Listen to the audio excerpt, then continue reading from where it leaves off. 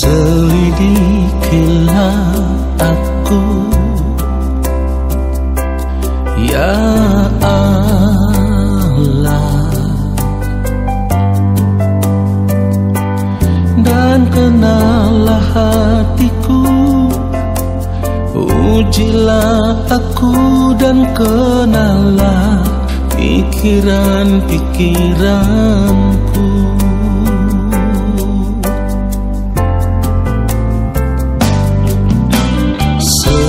Selidikilah aku,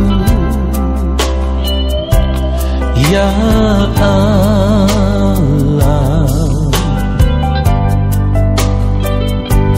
dan kenallah hatiku, ujilah aku dan kenallah pikiran-pikiranku.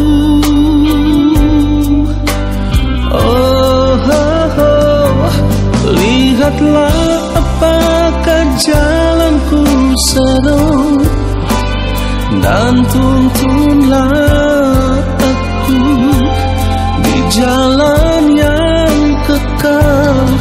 Lihatlah apakah jalanku seru, dan tuntunlah aku di jalan yang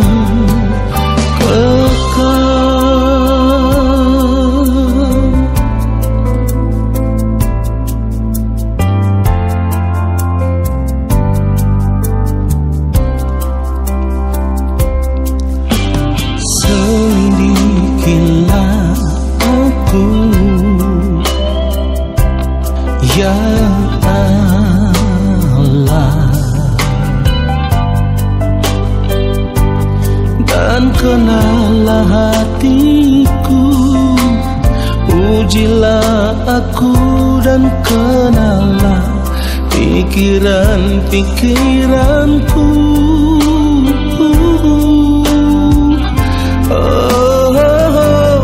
Lihatlah apakah jalanku seru, dan tuntunlah aku di jalan yang kekal. Lihatlah apakah jalanku seru, dan tuntunlah aku di jalan yang kekal.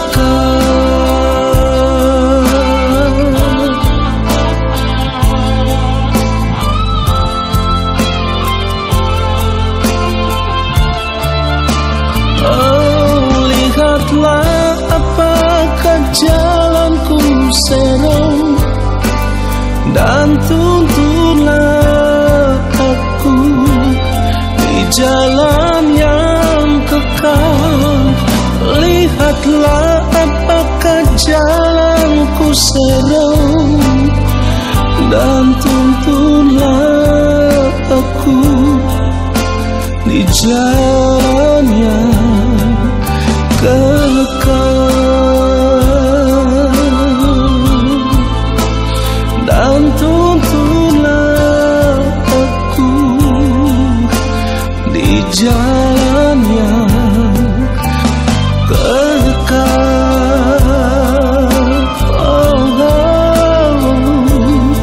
Dan tuntunlah aku di jalan yang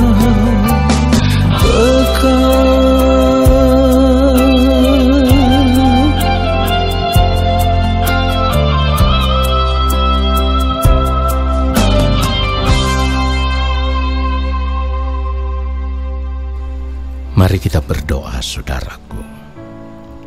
Bapa yang Maha Kudus, Allah yang Maha Mulia, kembali saat ini kami ada di hadapan Bapa.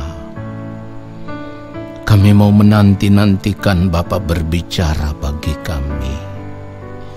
Dan biarlah Roh Kudus Tuhan mengurapi setiap kami saat ini. Roh Kudus Tuhan membuat kami boleh mengerti akan kebenaran firman Tuhan ini. supaya ketika kami mengerti, kami mau berjuang untuk hidup seturut firman-Mu ya Allah. Maafkanlah ketidaktepatan hidup kami. Apapun yang kami lakukan salah di hadapan Bapa. Kami mohon pengampunan Bapa atas seluruh keberadaan hidup kami yang salah. Supaya ketika kami ada di hadapan Bapa, kami ada dalam kesucian kekudusan Allah.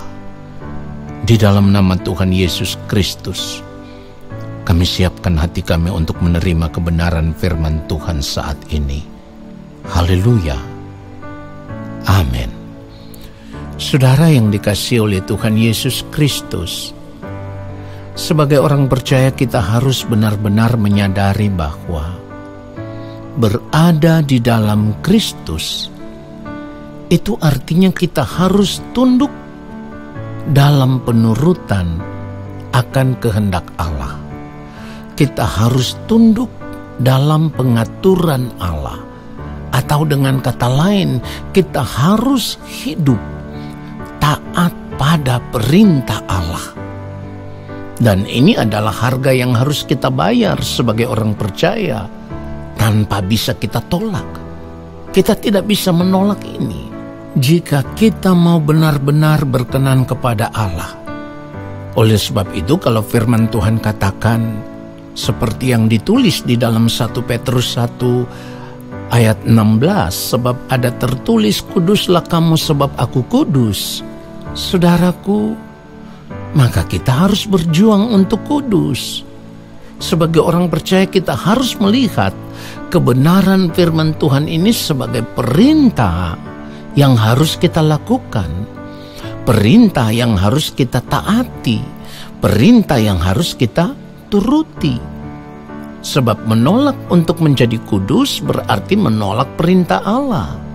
Menolak perintah Allah berarti kehidupan kita sebagai orang percaya menjadi tidak berkenan di hadapan Allah. Dan orang percaya yang hidupnya tidak berkenan di hadapan Allah, maka jelas tidak akan bisa diterima di dalam kerajaan Allah. Nah saudaraku, kita bisa melihat contoh hidup yang sederhana, ya. Misalnya begini, suatu ketika kita diundang oleh presiden untuk hadir di Istana Negara sebagai tamu undangan kehormatan. Nah, maka biasanya ada protokolernya, ada tata tertibnya, ada aturannya yang harus kita taati, yang harus kita ikuti. Kalau di dalam undangan tersebut tertulis bahwa kita harus memakai baju batik atau kemeja batik misalnya, maka pasti kita akan mengikuti semua aturan itu tanpa membantah, ya, tanpa menolak. Sebab kita melihat undangan ini sebagai kesempatan yang luar biasa supaya kita bisa bertemu dengan seorang presiden. Nah, kalau kita tidak memiliki baju batik, tidak memiliki kemeja batik, saya percaya kita akan membayar harga untuk itu. Kita akan berjuang untuk mendapatkannya. Misalnya, kita harus membeli baju batik atau membeli kemeja batik. Dan itu semua kita lakukan demi mematuhi aturan atau protokoler yang telah disampaikan di dalam undangan yang kita terima. Dan ini semua kita lakukan demi memenuhi aturan itu, supaya kita bisa diterima sebagai tamu undangan di istana. Nah, saudara yang dikasihi oleh Tuhan Yesus Kristus, saat ini kita harus melihat bahwa sebagai orang percaya kita bukan lagi diundang, tetapi kita dipilih oleh Maharaja di atas segala raja, Allah yang memiliki langit bumi dengan segala isinya. Kita dipilih untuk menjadi anak-anaknya, dipilih untuk menjadi anak-anak Allah. Mengapa kita tidak mau melihat ini sebagai sebuah undangan kehormatan dari Maharaja di atas segala raja yang diberikan kepada kita? Dan tentu undangan ini pun bukan tanpa syarat, saudaraku. Sebab untuk menjadi anak-anak Allah itu ada syaratnya. Allah berkata, kuduslah kamu sebab aku kudus. Ini syaratnya, ini aturannya. Ibaratnya ini protokolernya, ini tatanannya. Jadi kalau kita benar-benar mau menjadi anak Allah, ya kita harus berjuang supaya bisa kudus di dalam seluruh hidup kita tanpa alasan. Pertanyaannya sekarang adalah bagaimana kalau kita tidak bisa memenuhi aturan itu? Kita tidak bisa hidup kudus. Ibrani 12 ayat 14 firman Tuhan katakan begini, berusahalah hidup damai dengan semua orang, perhatikan ini, dan kejarlah kekudusan, sebab tanpa kekudusan tidak seorang pun akan melihat Tuhan. Perhatikan itu saudaraku. Aturannya seperti itu. Tanpa kekudusan tidak seorang pun akan melihat Tuhan. Nah artinya, kalau Tuhan temukan hidup kita tidak kudus seperti dirinya yang kudus, maka kita tidak diperkenankan ada di dalam kerajaannya, atau kita tidak akan diakui sebagai anak-anak Allah yang sah. Anak-anak Allah yang benar-benar diakui oleh Allah sebagai anaknya. Itulah kenapa firman Tuhan katakan di dalam 1 Petrus 1 ini, kalau kita baca ayat 14, hiduplah sebagai anak-anak yang taat, dan jangan turuti hawa nafsu yang menguasai kamu pada waktu kebodohanmu. Ayat 15, tetapi hendaklah kamu menjadi kudus di dalam seluruh hidupmu, sama seperti Dia yang kudus, yang telah memanggil kamu. Ayat 16 kita ulang lagi, sebab ada tertulis, kuduslah kamu sebab aku kudus. Lalu perhatikan baik ayat 17, dan jika kamu menyebutnya Bapa, yaitu Dia yang tanpa memandang muka menghakimi semua orang menurut perbuatannya, maka hendaklah kamu hidup dalam ketakutan selama kamu menumpang di dunia ini. Saudara perhatikan itu. Jadi di sini saudaraku kita harus mengerti benar bahwa untuk menjadi anak-anak Allah Bapa di sorga itu kita harus mengambil keputusan untuk membayar harga. Dan harga yang harus kita bayar adalah ketika kita masih hidup di dunia ini, kita sudah harus hidup sesuai dengan perintah Allah Bapa di sorga. Itu juga berarti kita tidak boleh lagi hidup sama seperti dunia ini. Kita harus berjuang untuk berubah. Sebelum waktu hidup kita di dunia ini berakhir, kita harus tetap ditemukan dalam keadaan kudus, seperti Allah yang kudus. Nah, sebab jika waktu hidup kita di dunia ini berakhir dan Allah Bapa di sorga tidak menemukan pribadinya di dalam diri kita, yaitu pribadi yang sama dengan yang mulia Tuhan Yesus Kristus, maka kita tidak akan diakui sebagai anak Allah.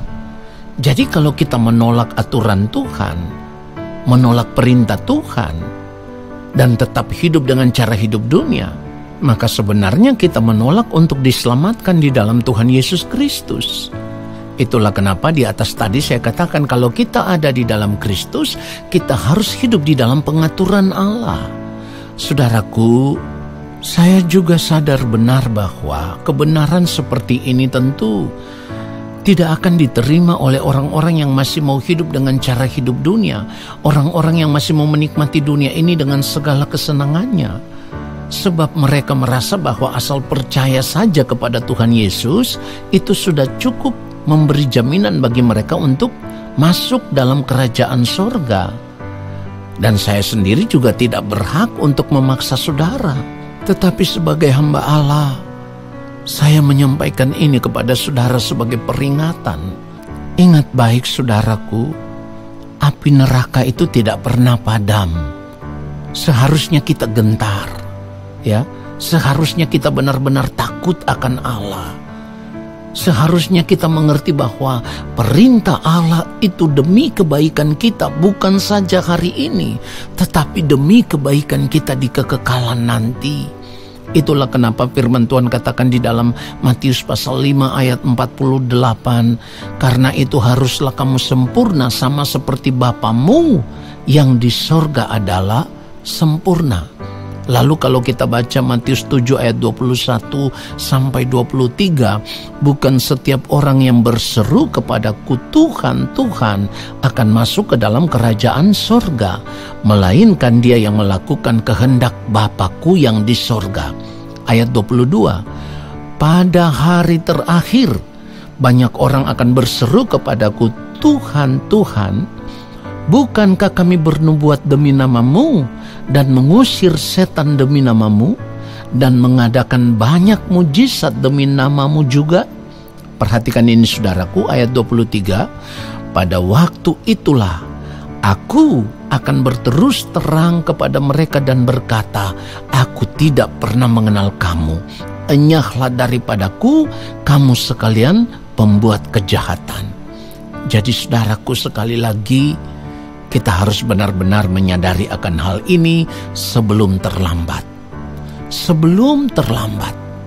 Sekali lagi, sebelum terlambat. Tuhan Yesus memberkati kita semua. Amin.